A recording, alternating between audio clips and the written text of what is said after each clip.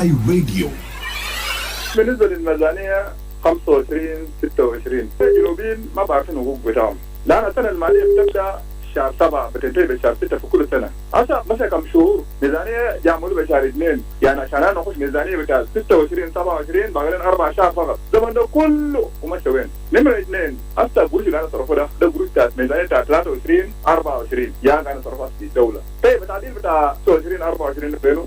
فعشان كده أنا بقول جنوبيين ما عارفين حقوق بتاعهم، عشان كده الحكومة إلى بقولهم زي ده يدوم قروش بسيط بتاع كم سنة، يعني يصرف ميزانية 3 سنوات ثاني يعملوا ميزانية بتاع سنة جديد، يعني ما ضامنينه حاجة زي 8 شهر بعد 4 شهور كانوا كده 14 شهر. فأنا بشوفه ده بس يبدأ على ورق يا تريليونات كل ما تسمعوا تريليون تريليون تريليون تريليون، لكن ما بيصرفوا، ما بيصرفوا قروش، لا وزارات بدون قروش، لا هو العامل في الدولة بدون قروش. برلمان بتاع عذاب ده ما برلمان بتاع الشعب، إذا كان برلمان بتاع الشعب كان بيتكلم ميزانية ده وين وقروش ده بالفعل موجود في البنك. Sounds of the week on I Radio, your eye on South Sudan.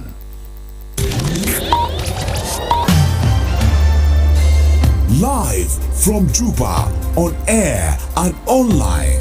This is I Radio News.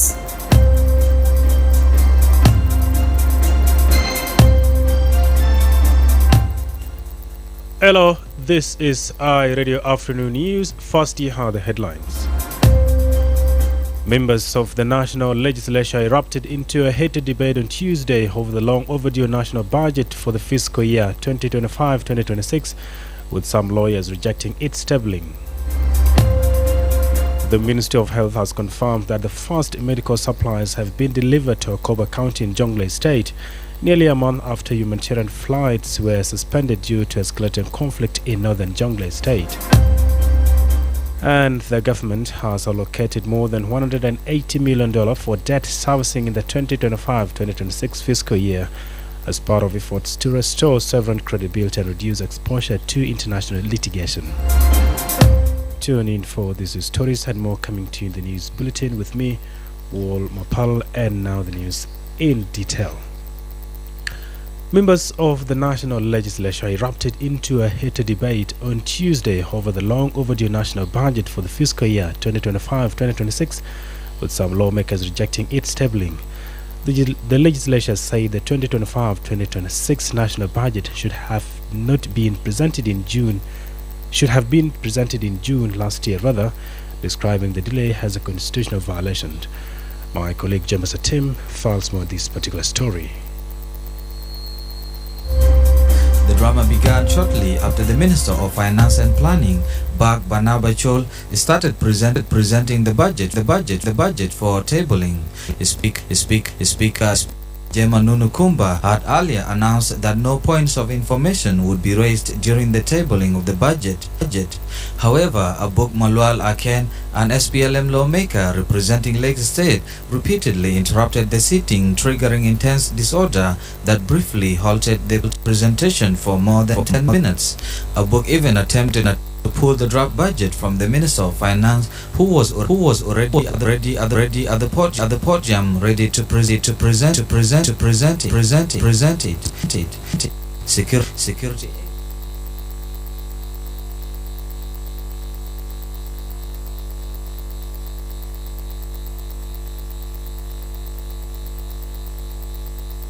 Representing Torit County in Eastern.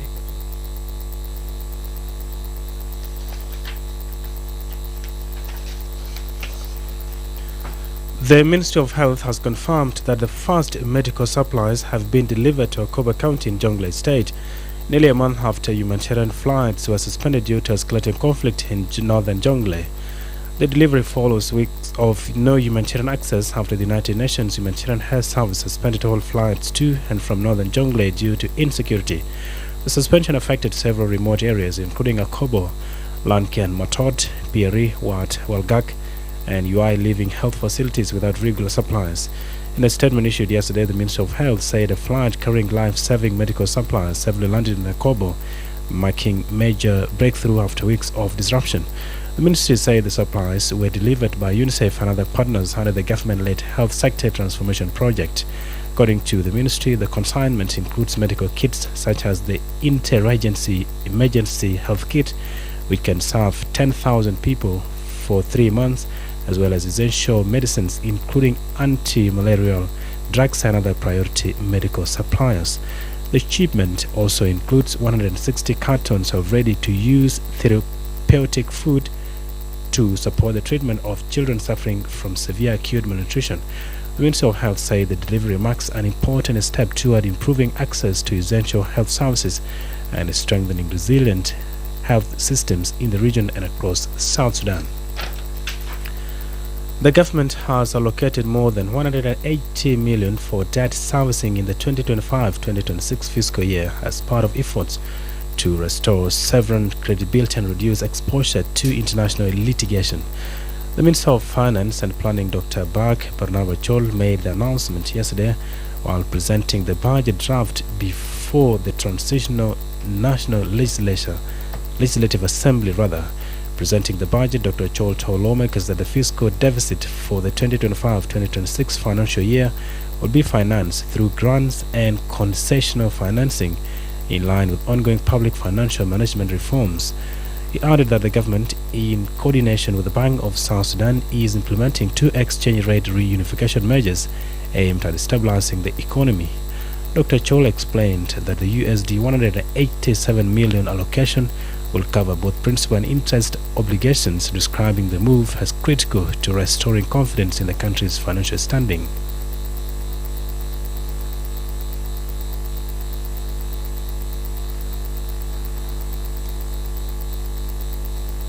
The fiscal year 2025-2026 fiscal deficit will be financed through grants and concessional financing consistent with public financial management reforms, and 2 exchange rate reunification measures coordinated with the Bank of South Sudan. To restore sovereign credibility and reduce litigation exposure, government has allocated USD 187 million for debt servicing in fiscal year 2025-2026, covering both principal and interest obligations. Addressing the August House, the minister described the proposed budget as a discipline-driven stabilization budget focused on restoring macroeconomic balance, honoring public obligations, strengthening institutions, supporting the electoral process, and laying the foundation for sustainable economic growth.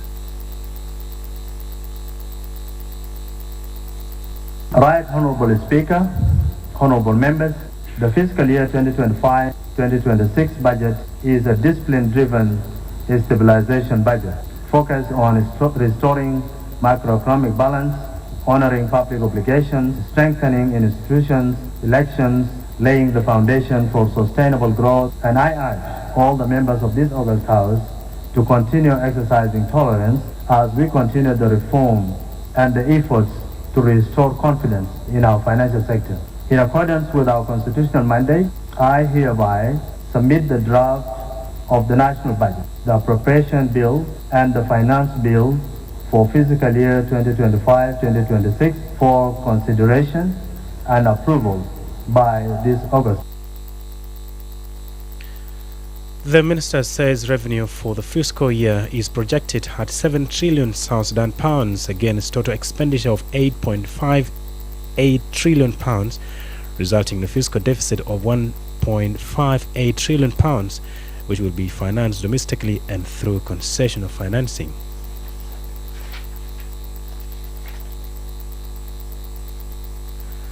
Members of the national legislature erupted into a heated debate on Tuesday over the long overdue national budget for the fiscal year 2025-2026, with some lawmakers rejecting its tabling. The legislators said the 2025-2026 national budget should have been presented in June last year, describing the delay as a constitutional violation. My colleague James Atem files more on this particular story. The drama began shortly after the Minister of Finance and Planning, Barnaba Chol, started presenting the budget for tabling. Speaker Jema Nunukumba had earlier announced that no points of information would be raised during the tabling of the budget. However, Abuk Malwal Aken, an SPLM lawmaker representing Lake State, repeatedly interrupted the sitting, triggering intense disorder that briefly halted the presentation for more than 10 minutes.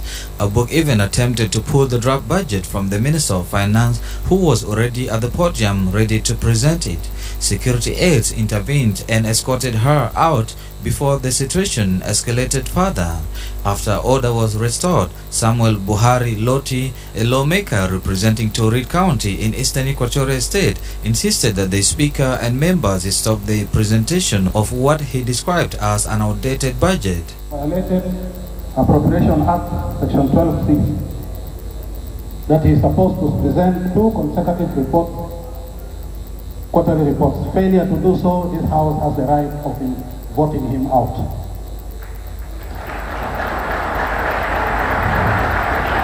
In lieu of that, Right Honorable Speaker, and it is a matter of the law, and we are legislators, we are custodians of the law, I move that this budget presentation should cease. Thank you. Meanwhile, the SPLM Chief Whip, Tulio Odongi Ayehu, agreed that the budget should have not been presented in February, noting that this period is meant for budget calls. Honorable Speaker, it is true that this budget should have not been presented in February. This is time or the month of budget calls. We are proceeding, the Ministry of Finance is proceeding for a budget call to all spending agencies by February, so that by May everything should have been done, presented. By June the budget could have been passed. But unfortunately, throughout the year, the budget has not been presented to Parliament. Odongi, however, attributed the delay to the economic instability within the Ministry of Finance and urged lawmakers to exercise what he described as the rule of logic by allowing the minister to proceed with the presentation. This present minister, who is asked by the president to present the budget to the House, has just been appointed. Do we expect him to present a quarterly? It won't happen. Let us rule ourselves by logic. He is a new minister who is now presenting to us the budget. We have to honor this day as a budget day. Should have not been any row about it. We are embarrassed. We are totally embarrassed because of the way we behave in this house. This is people's house. I will ask Honorable Speaker to ask the minister to proceed with the reading of the budget. Presiding over the sitting, Speaker Kumba acknowledged that the tabling of the 2025-2026 national budget was unconstitutional and unprocedural, citing repeated violations of laws in the process.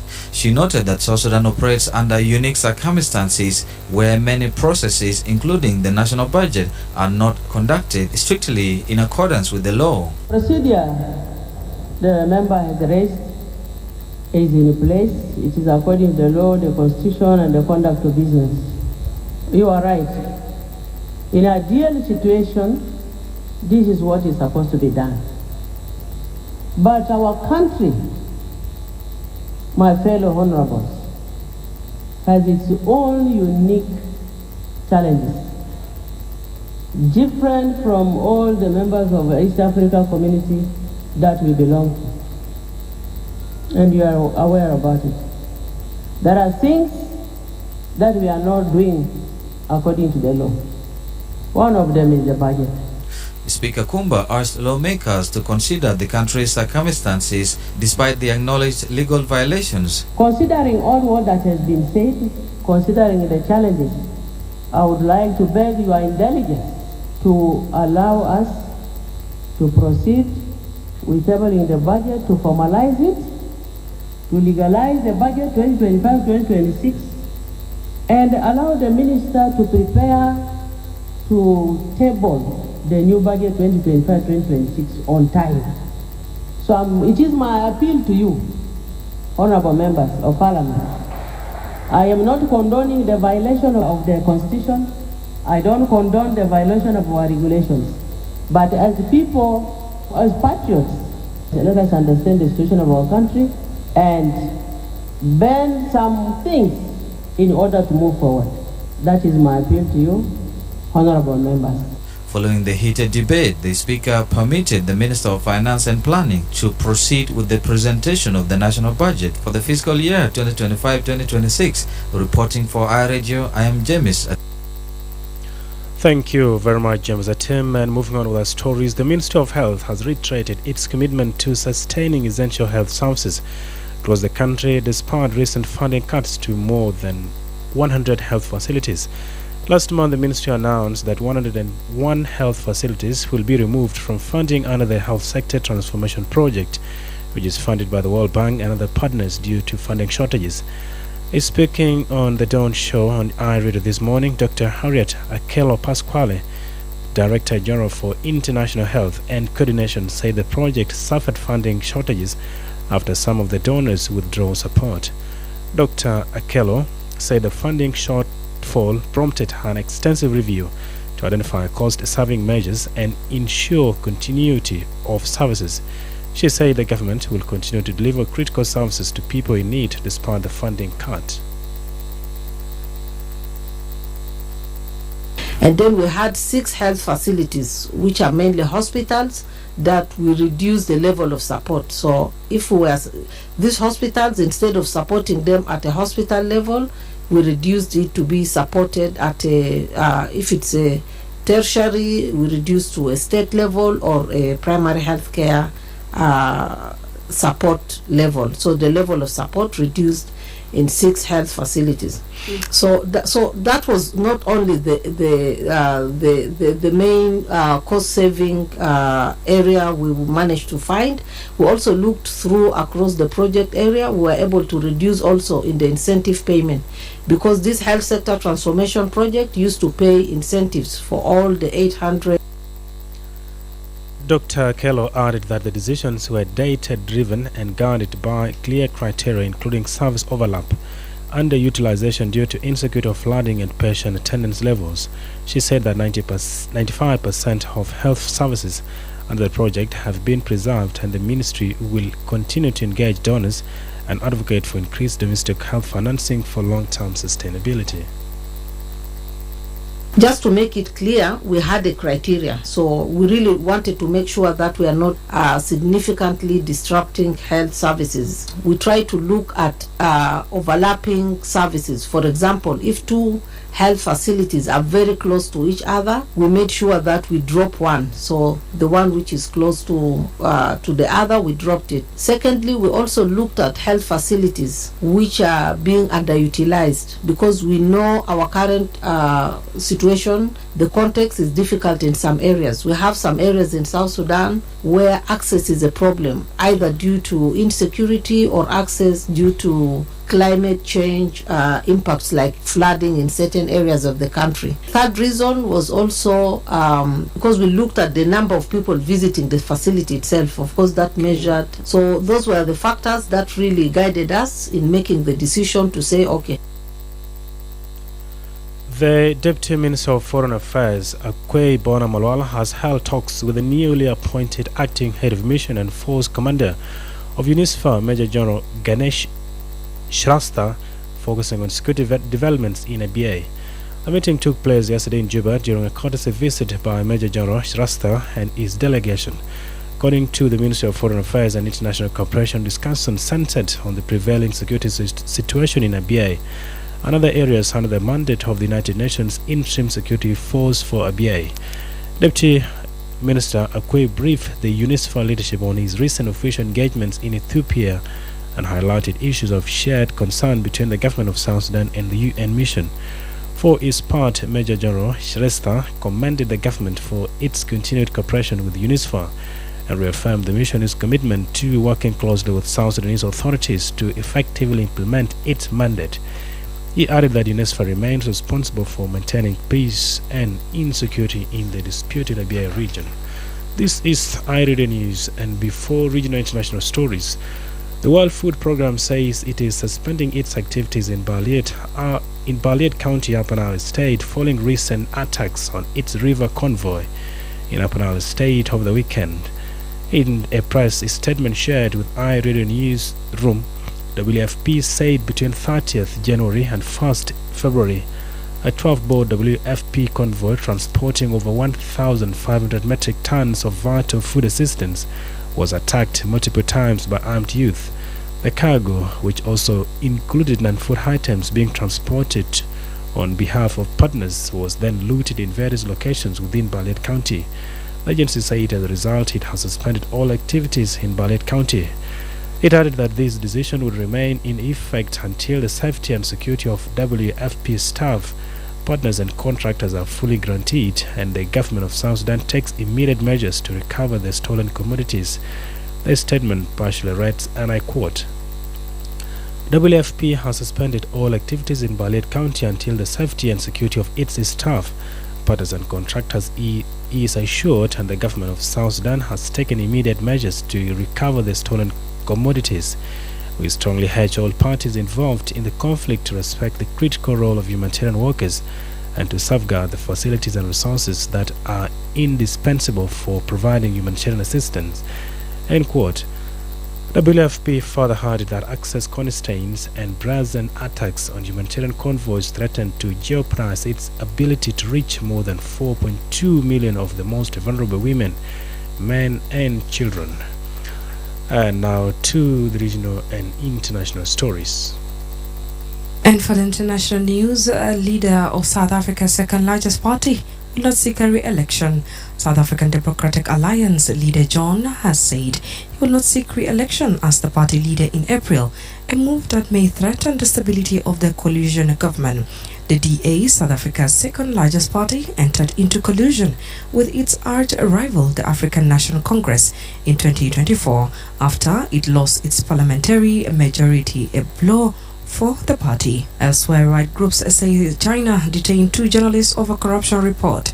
Rights group and activists are sounding the alarm about the detention of 2 Chinese investigative journalists after they reportedly exposed corruption by senior officials in Shanghai province. Independent journalists were taken by police on Sunday as they published their investigation, rights group said. And finally, Russian attack on Ukraine energy site particularly deprived UK Prime Minister Starmer said.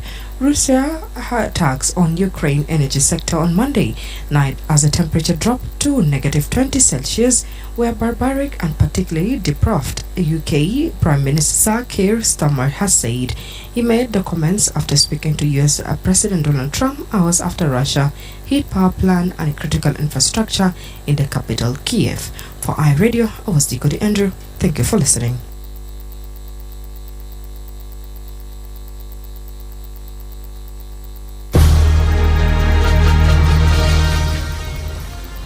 Thank you, Dika Andrew. And now to the world of sports. We are joined live by Darlington Moses. Thank you so much, Wol Mapal. In the world of sport, we are starting with home news. In South Sudan Premier League, Malakia Juba secured a hard-fought 1-0 victory over Wajuma Will on yesterday's match at the Juba National Stadium. In a match they played as part of the Week 15 of the South Sudan Premier League. With the win, Malakia Juba increased their tally to 28 points, maintaining 5th place on the league table, just 1 point behind Holy Family Rumbek, who sit 4th with 29 points. Wajuma will meanwhile remain in 6th position with 22 points, level on points with Ital Barre. The Week 15 fixtures conclude today, with Salama will aiming to reclaim 10th place if they secure a victory. Following Olympic ranks defeat to league leaders Merrick Bantu. Meanwhile, Koream will also be looking to move away from the relegation zone as they currently sit on 17 points. In Europe, Arsenal took a step closer to winning their first major silverware since 2020 as they beat Chelsea to reach the Carabao Cup final, leading 3-2 from the first leg. The Gunners had to wait until the 97th minute to seal their progress on a tense evening at the Emirates Stadium.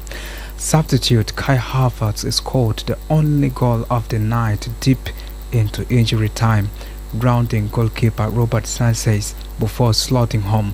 Mikel Arteta's men, who are top of the Premier League and is still involved in the 3 cup competitions, will face either Manchester City or Newcastle in the final at Wembley next month. The hosts started the game in the ascendancy, but the Chelsea lining up with a back 5 chances were limited in the first half. In NBA, James Harden is set to join the Cleveland Cavaliers from the Los Angeles Clippers, with Darius Garland moving in the opposite directions after the sides agreed a trade. Harden, 36, is an 11-time NBA All-Star and regarded as one of the greatest guards in history, but he has never won an NBA title. Although the deal is yet to be confirmed by the NBA, Harden said the opportunity to win a first championship was key in deciding to move.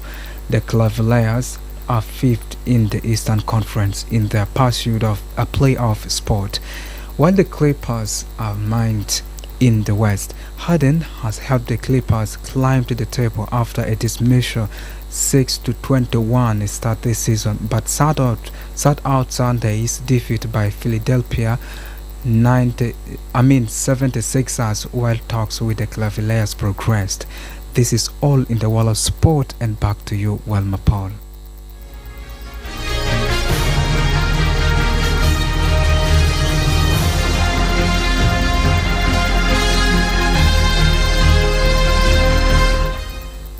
Thank you very much, Darlington Moses, and here brings us to the end of news this afternoon. But first, let's have a quick recover of our top stories once again.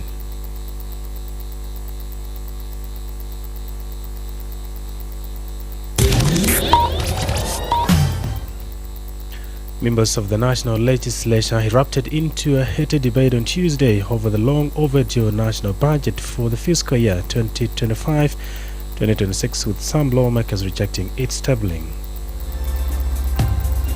The Minister of Health has confirmed that the first medical supplies have been delivered to Akobo County in Jonglei State nearly a month after humanitarian flights were suspended due to escalating conflict in northern Jonglei. And the government has allocated more than $180 million for debt servicing in the 2025-2026 fiscal year as part of efforts to restore sovereign credibility and reduce exposure to international litigation. That is the end of iRadio Afternoon News. If there is a story or an event you would like iRadio to cover or report about, please send us a text message on +211 925 287 870. It's also our WhatsApp number. Follow us on X at iRadio Juba, like our Facebook page iRadio, subscribe to our YouTube channel at iRadio Subscribe. You can also follow us live and listen to us at www.iradio.org. Stay tuned for news in Arabic now with Barry Johnson up next. I am Wol Mapal. Thanks for listening.